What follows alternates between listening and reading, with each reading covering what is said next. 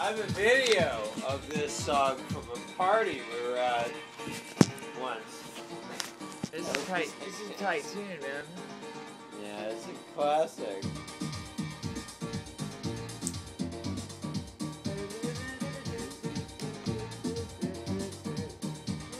'89, 90, I think. Released later, man. This is like 99. No. Oh, yeah, you're right. I mean, it came out in the 90s, early 90s, but it was popular in like late 90s.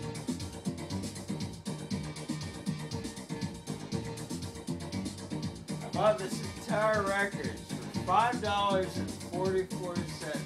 I guarantee you there's a date on it, and I think it's like 1990 or 91. Did you ever listen to The Orb? Yeah, I've got the Orb too. I just happened to find that one. I love the Orb. Yeah, I was big into that raver shit, man. I love Buzz, dude. Well, they used to play this at Buzz and Fever. Yeah, they definitely did, dude. This is all fucking old school. Used to trip balls and listen to shit. Sweating in a K-hole and shit. I wasn't even a K-hole. I was just stoned. And it was great to listen to in a car because it's actually not too high energy, but you can still drive 100 miles an hour and listen to it.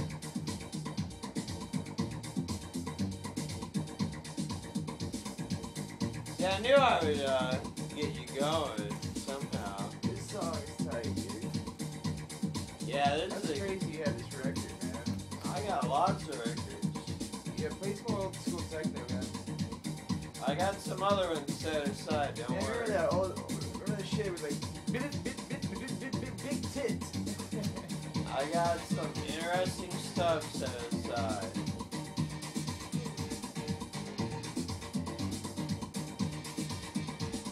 There you go. That's cool, man.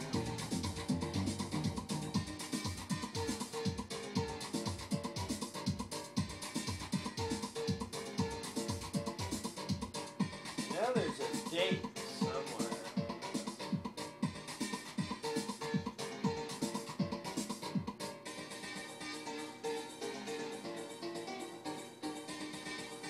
It's probably on the record.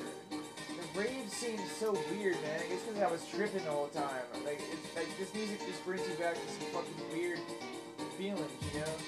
Yep. It's so fucked up in my head, you know? Tripping is so crazy. It really fucking changes your fucking whole head, man. I used to dance to this, like jumping 3 feet in the air.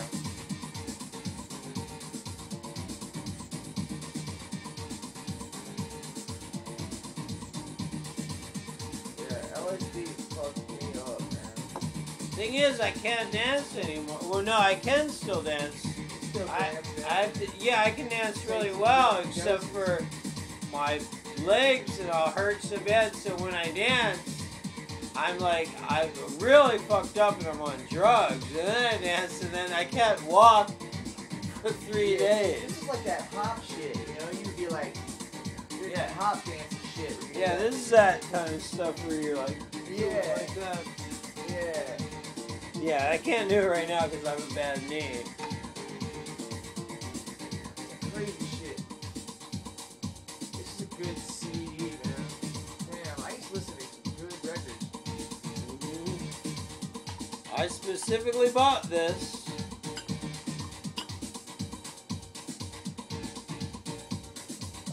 I have this You got on any Fatboy Slim. LPs? Fatboy Slim is fucking in heaven. Fucking in heaven. Yeah. Fatboy Slim is fucking in heaven. Fucking in heaven. Yeah, I got all Fatboy Slim. I have Fatboy Slim on CD. I don't have him on record. This is record.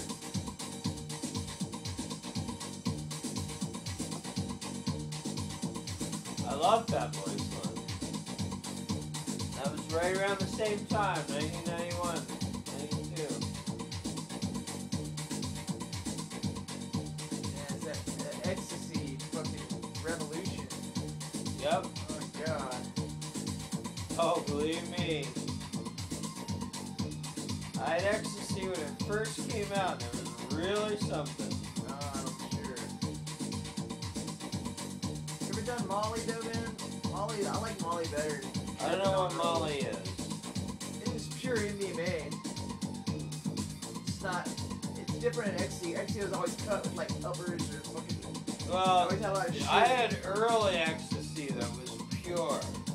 Oh, Pure ecstasy. it took a long time for real MDMA to start coming out, like True Molly. Like it was mostly like pills, dude. It was like double like Mitsubishi sacks and shit, and like crazy fucking trip pills and stuff. They would put a lot of like psychedelics in it and stuff, but pure Molly's different, dude. It's fucking. Well, I think that's what I had, because don't forget I have 10 years on you. So I was doing it 10 years before you. And when ecstasy came out. Doing it around the same time, man, because I was eating ecstasy when I was like 14. Yeah. I don't see you tripping at 14, man. You probably took you to like Yeah, your but 20s. when Started I getting was really high. 22 and you were I was 14. You were 22. 13 and 14. Yeah. So I had my shit together, but I mean, I was. ecstasy just came out and I had some really good suppliers. This wasn't stuff that I believe it, dude. There was good shit. In the I didn't 90s, buy man. shit from people like Pink. Ecstasy fell off, dude. Like in the late 2000s and stuff, it wasn't as good. I actually got some really good rolls, like in 1999. I ate some, they were called Buddha pills. Last time I got really good ecstasy. There's a lot of bullshit out there. Like I remember 2000s about the stuff. Buddha pills. Fucking like the good ecstasy was all in the 90s, like early 90s. It Like, was. That's like when it came out. 1990, 94. Like it was the best ecstasy days for real. Well, I got it from friends of mine from New York City Yeah. that had like, the shit was coming straight Yeah. over from Amsterdam. Yeah. It was like pure ecstasy, and it was unfucking believable. Yeah. It wasn't cut with anything. In Amsterdam at that time, and not only Amsterdam, but even in Italy, the police would raid clubs, and they knew everyone was doing ecstasy, and Charlie will back me up on this, but they used to take your ecstasy and test it Yeah. to make sure it was pure. And if it was pure, they would give it back to you. Yeah. Because they knew, like, people started cutting it with shit and mixing shit, Yeah. and they didn't want that problem. Because they knew ecstasy really wasn't a problem if it was pure. Yeah. And that's the shit I was getting. It was straight from Europe. And Yeah, I mean, there is pure. Molly's been around for a minute. You can get straight up Molly pills, but like, I like just the powder Molly. It's just pure, straight up MDMA. There's nothing else cut with it. You know, that shit Yeah. is the bomb. It makes you feel, man, it just makes you realize how fucking fortunate you are to be living on the planet. Yep. You know, like, really put shit in perspective of how lucky you are and how beautiful life is. see that photograph hanging on the wall right there of the car? Yeah. That was taken the first night I did ecstasy in my shop.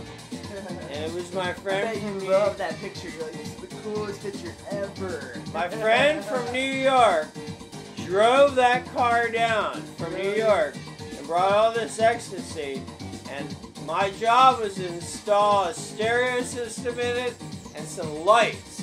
And he came down, and like we were working on the car all weekend. And that's back when Joe Ball worked for me, and Joe Ball at the time was only 19. And me and my buddy were locked in my shop working on that car. We took this ecstasy. A lot of shit happened that night. It was crazy. Yeah. I took the ecstasy, and my friend was like, it's gonna kick in like 15 or 20 minutes. And I took it, and these rednecks came in a Volkswagen Rabbit with a bad starter. It was like 9 o'clock at night, but you know, it was back then. You know, when people just show up, and these rednecks came in this Volkswagen with a bad starter, and like, right when they got there, the ecstasy like started kicking in like that. And I was like, whoa!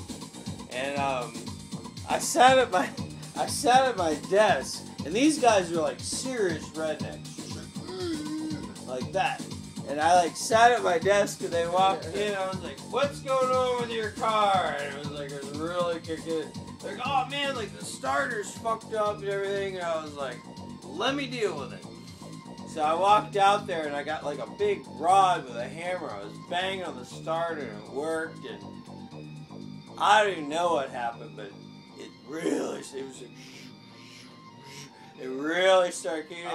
So I walked out, and I was like helping them with their car, and they were so freaked out because they could tell, like, I was like being a genius, but they could tell, and they were like, "All right, thank you for your time." I mean, these guys are normally like, "Well, fuck you, motherfucker." They're like, "Thank you for your time." Like, they wanted to split, and I locked the door, and we were in there. Yeah, go ahead, yeah. We were in there, like, working on that car. And my friend took that photograph at some point that evening. But later, Joe Ball showed up, and he had a key to the shop. And he unlocked the door, and he walked in. And I was walking around with, like, a bolt in my hand, like a bolt for the mirror. And Joe walked in, and he was like, "What are you guys doing?" I was like, "I need to find a bolt just like this." And Joe just goes, he was 19 or 18. He never did drugs in his life. He just goes, "Oh boy." That's what he said. He could tell. And it was like, we got the car done that night. We got that car done. Whole stereo installed, all this shit. Joe chauffeured me and my friend all the way to Baltimore. Was he not rolling? No, Joe wasn't rolling. We gave him some drinks. Yeah. And he knew we were rolling, and he knew we wanted to go party, so he volunteered to drive us to Baltimore and take us out, and we got like really fucked up. And Joe, we went to Paradox, and then we went to 1722 after that till like 6 in the morning. And Joe drove us back in that car. But my friend had snapped that photo, and like a week later, I got a package, and he had it. He just found it, you know. He developed his pictures, and he had it printed and sent me that. And that was one of the best nights I've ever had in my entire life. And he was from New York City, and he had never partied. My friend, who owned the car, never partied in Baltimore before. And we went to this one club in Baltimore between the We went to the Paradox first. Then we went to this other club that was it's not there anymore. It was like downstairs in like a the place is only as big as my house. Not even. And there was like this 80-year-old black woman, like in a ballet outfit, like dancing around. And then there was like 15-year-old boys, like shirtless, like barefoot, like dancing on podiums. Like they used to pay like young dudes to like dance it. He was like, man, my friend from New York was like really impressed. He was like, there's no pretenses in Baltimore. He was like, we don't see this shit in New York. I mean, literally. Baltimore's crazy, dude. It was that shit. Buzz. It is still crazy. Buzz and Nations was fucking out of control. It was. I'll agree to that. I went to the Quad Cities and like in Chicago and went to some raves there, and the coolest raves I've ever been to are in Baltimore City. I've never been to New York and checked out that whole scene, but of course New York is always going to be insane, but it's different. But Baltimore is like so low class and there's no money involved. Yeah. It's like, he couldn't believe it because there was like the women in this club, they had Keno machines. So there were like the Baltimore Huns and like the 70-year-old women like in there playing Keno. And they were smart because they go to the gay bars and the clubs because nobody will fuck with them. Yeah. Play Keno. So they're all sitting there like, hey, like playing Keno. And meanwhile, there's like this 80-year-old black woman in a ballet outfit, like dancing around, and 14-year-old shirtless boys, like dancing around. My friend was like, "This is like nothing like New York." He was like, "This is completely fucking insane." And I remember like when Joe Ball was underage, I used to take him to Baltimore, and he was like 17 or 18, and I'd be like, "Don't worry about it, we'll go up there, we'll have a good time." And you know what he used to do? Like, I would always say he's my guest, and they would just pull his shirt up and look and be like, "All right, you never really, those days are," no, seriously, I'm not making that up. Don't tell him I told you that. You guys were hanging out at gay clubs and stuff? Yeah, the gay clubs were where it was at. So we would go to the you know the 1722. I don't know if you're a Yeah, I have. 1722 ain't what it used to be, but the same guy owns it. And like there was a period where I didn't go there for like 6 years, and like I went there, and he goes, "Where the fuck have you been?" I couldn't believe he recognized me. He's like, because 1722, like straight people started going there, like after hour. So they started charging like 25, 30, 40 bucks because they wanted to keep them out. But I was a member. It was an actual club. I was a member. I still have my card. So if I had a friend with me like you, there'd be like this big line out front. I would just walk up to the door and be like, "I'm here and this is my guest," and we would just walk right in. This wasn't my scene, man. I like titties. Oh, there's plenty of chicks there. I know. Chicks dig gay dudes, man. They're fucking all about it.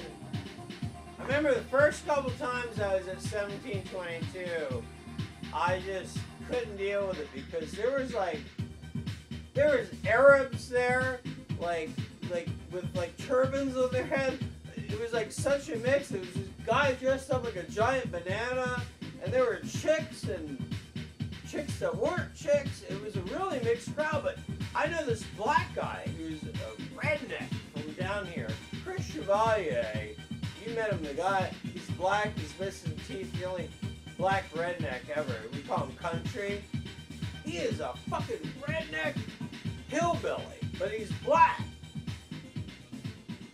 One night I saw him there, I'm like, "Man, what are you doing?" He was, "Oh man, I come here all the time." He was like, you know, we did coke, and the mix of people that were there, it was a gay club, but see, they wanted to keep, they kept it as a club. They wanted to keep the frat boys and the tourists and the chicks going like, out. They wanted to have the right people. So like a fucking